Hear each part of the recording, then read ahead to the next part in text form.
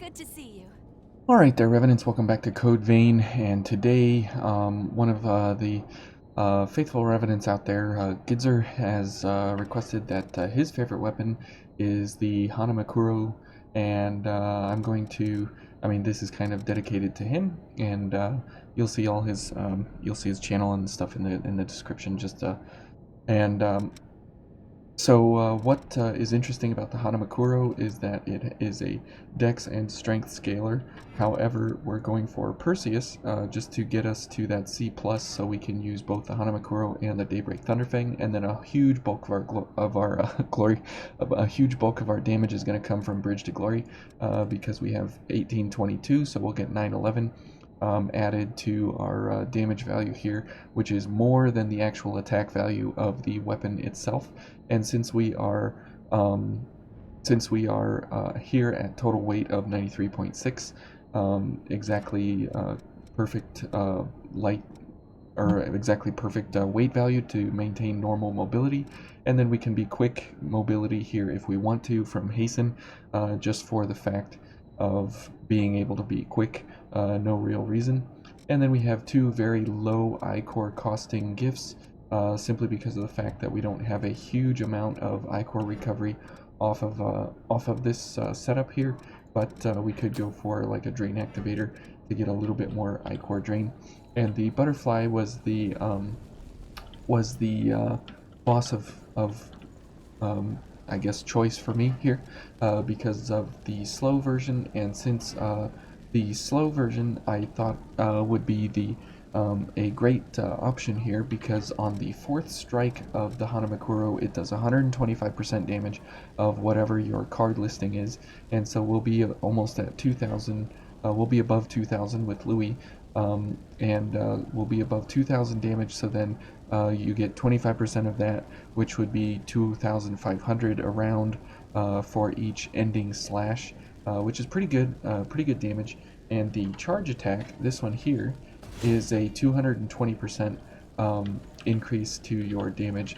So you have some really good damage possibilities here, and because of those animations end very poorly, with very little changing frames that you can dodge out of that and such. I thought the slow would be a good counter to that, to make sure that you get those fourth slashes and the charge attacks off on your enemies before you can have any reason to be retaliated against.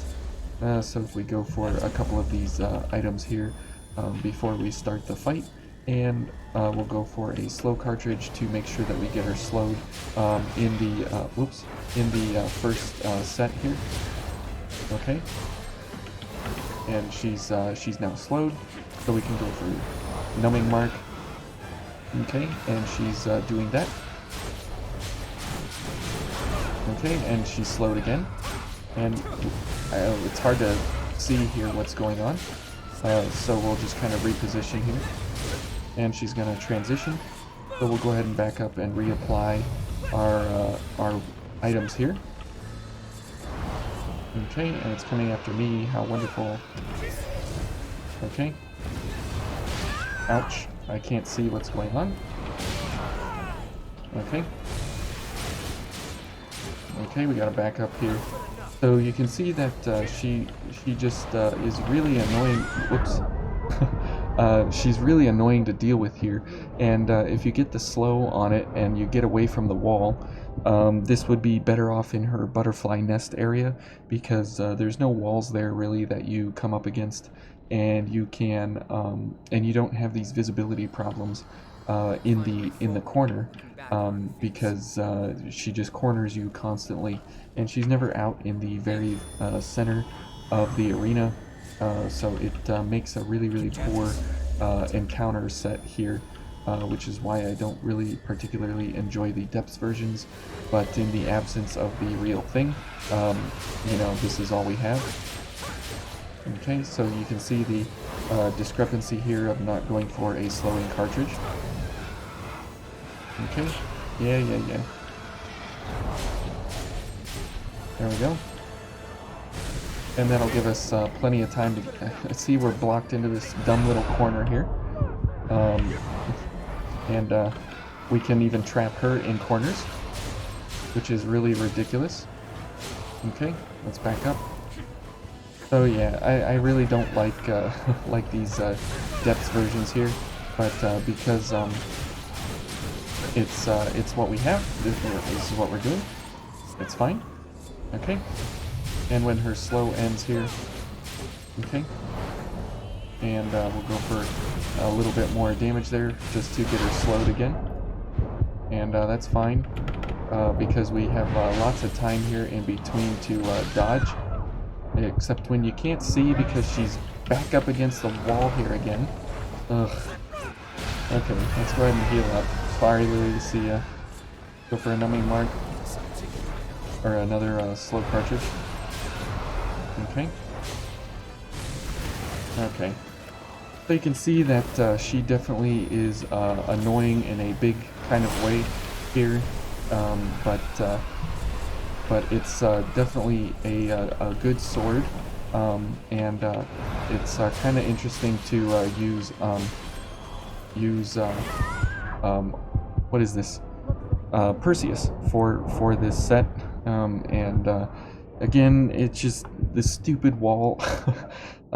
If you can get away from the wall, you can actually see what you're doing, and you can time her attacks. Now, it does cause you a little bit of discombobulation there because of her attacks not being at the correct timing.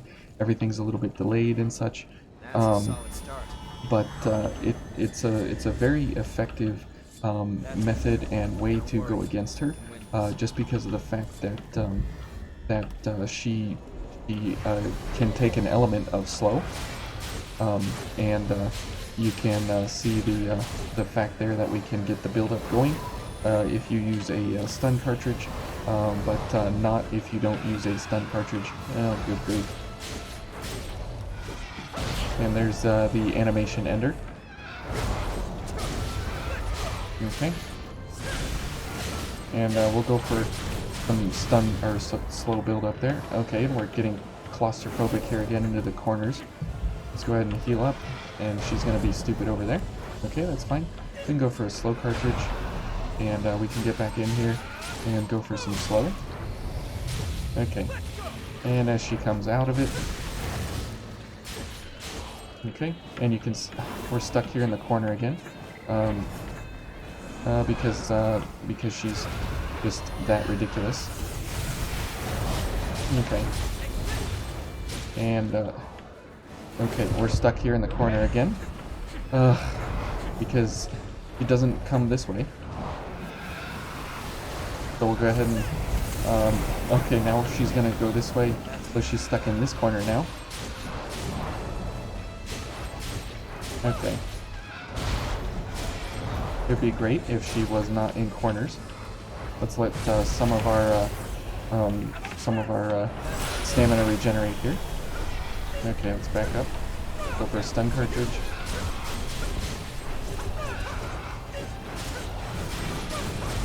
Okay. Ugh. That time was just poor timing. Okay, and she's just not behaving very well here. Oh, it's unfortunate. And then she's gonna do that crap. Yep. Okay, whatever. We'll just end her now. So you can see that versus the butterfly, I mean, it's kind of cumbersome because of just the arena, not really any other reason. But if you go adventuring with this set here, it's a completely different story, because you have so much damage possible, and you can kill. Well, these guys are not playing nice either. Again, stuck in dumb little corners here, and whatever. But let's just go back and heal up and get everything settled. But this set here has a huge amount of damage that you can put out on folks, and you can typically kill them before you get to the fourth attack. The only problem being is that we have 0 AoE, So in order to cure that issue, you can go for a Thunderbolt Impact or a whole bunch of different things, and you can make sure that you are able to get really good damage out on folks before anything goes wrong. And you can see there that the dogs die very easily, very quickly. So if we go ahead and start this invasion here, we will not really be relying on slow too much, but in the event that somebody does get slowed, it will work out for us. I want this guy. Sometimes the lock on there is a bit goofy. Okay.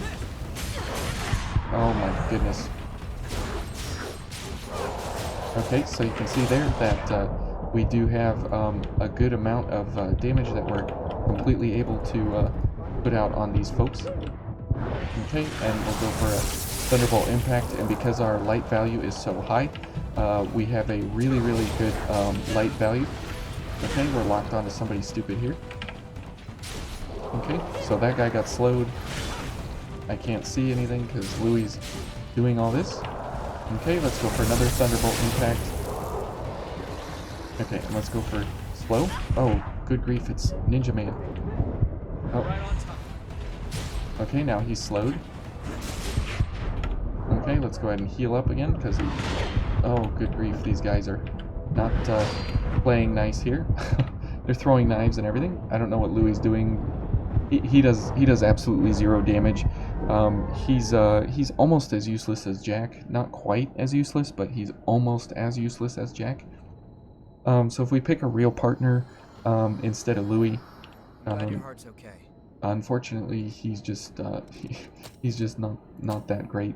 But if we pick White Mia here and we switch it up, you'll see a little bit different performance. And that's the issue with these ridiculous invasions here, is that when you pair up with folks to try and get really good damage, it doesn't always work out because the AI is pretty trash. There we go. It's both trash against you and for you, so it's kind of unfortunate. Okay, and let's go for these, and we'll go for the invasion here. Okay. See, and I don't know why these guys are being stupid like this. And he can go for his little roundhouse kick. That's fine. And these guys are throwing stuff. And somehow I got hit through the dodge animation. Okay. Hey, we got a backstab somehow. Absolutely an accident. Okay. Okay, we're dead. Stop throwing things at Mia. Okay, let's kill whoever's around us here. And as you see, we have plenty of Ichor. Oh, good grief! Not Ninja Man. Go away. Okay, so the ninja guys are the absolute. They're worse than monkeys almost. And when you get ganged up like this, go away, Ninja Man. Oh, good grief. And he has 0 stagger. But if we slow him down, as you see there, he's less of a threat, but still quite a threat. Okay, somehow this guy has longer range than I do. Okay, let's go for gift extension here. Okay, I'm stuck on something. Okay. And this is why the AoE is so critical here, because all these folks are extremely crazy. And there's the 25% damage awesomeness at the end there. Okay, and let's slow her down. And you can see that her being slowed is very beneficial to us, because she almost does absolutely nothing. And it only takes like 2 or 3 hits or something to actually slow her down. Easier than you expected? What are you talking about, Mia? So you can see that pairing up with Mia is very nice. White Mia especially, go away menus, because Guardian Aid brings your defenses very high, and because you're paired with the Daybreak Thunderfang, you're a Hound's Veil, so you have the double strike. So if you wanted to, you could get rid of debuff buildup, and you could go for regenerative drain and abuse that in different ways, or so on and so forth. You have a whole lot of utility here, in a lot of different ways. And again, you know, when you get ganged up in these crazy group settings here. Okay. Oh, come on. Interrupting my attack there is very, very bad. Somehow these guys are just doing whatever here. Oh my goodness. And fighting 3, 4, 5 guys at once, that is the essential reason why you need Thunderbolt Impact. Now the other one you can go for is Frostwave. However, it's a straight line type of a setup here, and you can pretty much destroy anyone that's directly in front of you. So if we head back over here, yep, we'll be changing this Mia. Don't worry. And if we just, you know, get these guys all excited, no, we're just gonna take a minute head on fight. Okay, and we'll go for a backstab here, and hopefully we can not get these guys right in front of us. Looking at the floor.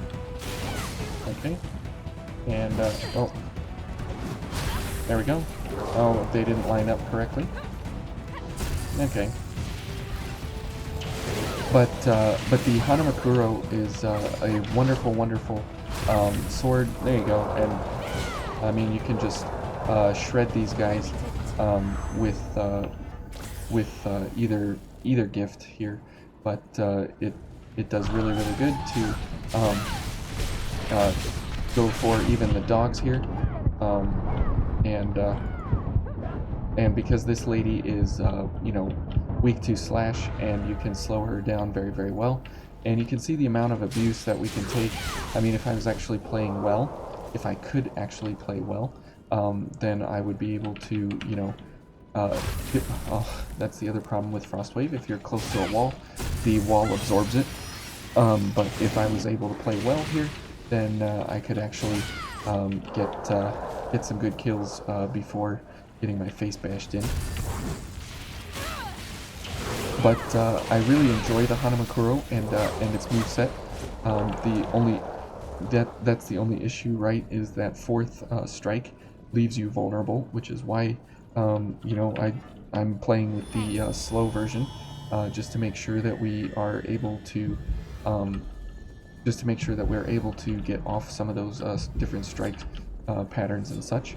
So if we go for these guys, I mean, he's already slowed, and if we go for a charge strike, it gives us a lot of time to go for a slow. Oh, well, I guess we'll just kill him. But it definitely is a very, very nice way to go about charging folks down, and for regular adventuring, as long as there's not, you know, five different folks all at once. I mean, I guess if we even switch partners and go for somebody like Yakumo, where he's got a lot of AoE presence, and we go for this other invasion over here. Now he doesn't do anything special, but he just simply does, you know, big slashing damage in a good radius around him, which is really nice. And if we go for these guys, we can get them taken care of pretty quickly here. Ouch. Okay, and there's the fourth attack. So very nice. And the gunner is shooting Yakumo over here.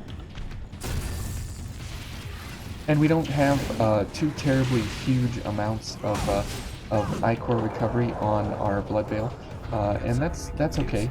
Nothing wrong with that. But we're able to get enough Ichor back from our our sword strikes and such, and just because these large enemies are slowed down, we're able to completely dominate them. As you see there, I mean, one-on-one, there's really no enemy that can withstand this. The only one-on-one kind of enemies would be bosses, and we'll go ahead and keep Frostwave for now. As we get into this invasion here, as you see when you're adventuring through here, it's just absolutely ridiculous how much damage you can inflict on these folks. I think the pole's gonna absorb it. Yep, stupid light pole there. But if you are actually going for just regular adventuring, and you're taking on folks one-on-one, it absolutely shreds everyone in your path, because by that third strike, typically, everybody's going to be slowed down, and then at that point, you'll be able to land that fourth blow, because they'll be stunned enough that they won't be able to counterattack in any way. So if we line up here and wait for these idiots to come around the corner there and get rid of that first wave. Okay, we'll go for an attack here. Here comes the next set of folks. Okay, good. And this guy, I definitely want him to stop that. Good. And we'll go for a slow numbing mark, just because. So there you go. You can see Yakumo getting his good damage in there in a big AOE. And we'll kill that guy, so we can go for this fella. Okay. He's slowed. And let's see what we need to go for here. Okay, that's good enough. Okay. And we'll go for a Frostwave. Oh, I guess I should have waited for this guy. Okay, he's slowed, so we can get backstabs now. So you can see if you can funnel folks through a certain direction here, you can go for some good... Oh, good grief. You can go for some good damage. Yakumo's getting ganged up on, so yeah, 4 against 1 is just absolutely a little ridiculous there. So anyways, but the Hanemukuro is a very good weapon, and I feel like it's a lot of the time underutilized in a big way. Now, if we were going for Eva, you would get a huge bonus out of your pairing up with her, and because Perseus has 30 I-core here, you can go for Eva fairly simply and comfortably to pair up with her during fights and such. Whoops, that was not what I wanted, but okay. And if we go for her, we can get a massive damage increase to our weapon, which is very nice. Because of Bridge to Glory. Nope. And you can see that this guy, being slowed down, definitely operates a little bit differently. I think Eva killed this guy. Yep. Okay. And let's go for this lady. Okay. And it also gives you really good parry timings and such, because you can kind of wait for it to come your direction and go ahead and put folks down. Now, the Hanemukuro on the first attack has a 90% reduction modifier. So if you can do your running attack has a 105% increase to damage. So 5% increase basically. And so if you can run the running attack into an enemy first and foremost, then you can get an extra huge increase to your damage. By using the run attack first, and then going for the follow-up attacks after that. Okay, so here they come, and let's go ahead and kill these guys. We got so there we're doing about 2,000 per damaging strike. Oh boy, Okay, we'll line these guys up again. Missed, whoops. Ouch. We're dead. But see, unlike the other idiots, Eva's AI actually works. Okay, sorry Eva. I'll kill those guys. And you can see the range there on Frostwave. But now that we don't have a partner, we're going to be kind of in a really bad way here because we're going to get stun locked for days. Okay, and here comes this idiot. Okay, good. We got 2 of them, and we've oh. Okay, let's back up here, and we'll have to get stuck on everything.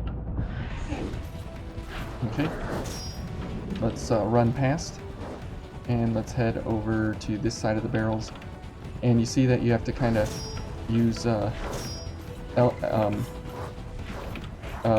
have to use everything kind of at your advantage here, because I mean, look at these crazies running against us here. So if we run back here and we do this, goodbye everybody. Okay, so that's how you deal with them, and make sure that you get the appropriate damage on them for sure. Now we push the spawn point to some other place, so they may not be able to come back and attack us, but that is the only way to make sure that you have sufficient damage on these folks in a big way, because of just the fact that everybody gangs up on you all at once. And you can see here, that is the name of the game in the depths here, is you know, everybody blocking or everybody running up on you and damaging you in groups, in waves, not really one-on-one kind of combat, which is unfortunate, but that's, you know, that's just how it goes. So now we can run back to home base here, because we pushed the spawn point so far. But yeah, the Hanemukuro is definitely a top tier dex weapon, just because of the abilities that you have to go for. So if we look at the value here with Eva, whoops, we're stuck on this stuff. Okay, and we'll check out what our damage value is here when we're paired with Eva.